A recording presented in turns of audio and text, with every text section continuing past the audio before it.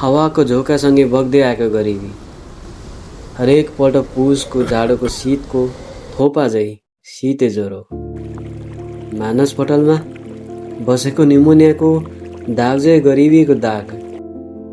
या त फेरि मेरो बाउले छोडेर गएको नसो झै यो गरिबीको चिनो। अनि मेरो बालाई पनि हजुरबाले दिएको यो नासो झै।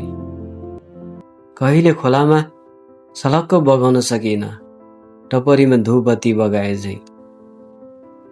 प्रत्येक नेपाली नागरिकमा टाइपराइटर मेसिनले छापिए जस्तै, यो ढुङ्गामा लेखिए जस्तै शिलालेख आखिरमा कसो गर्दा होला, के गर्दा होला, दोष कसलाई दिउँ?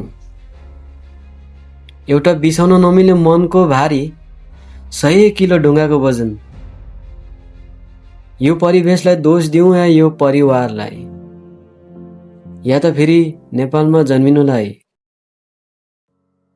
कि त हुन सक्छ यो नेपाली राजनीतिलाई, नेता बनाउँदा ठुल्लोहरूलाई,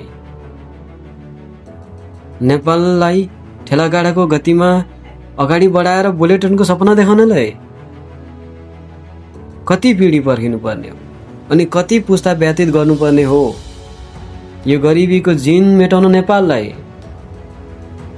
समाजलाई, समुदायलाई अनि परिवारलाई?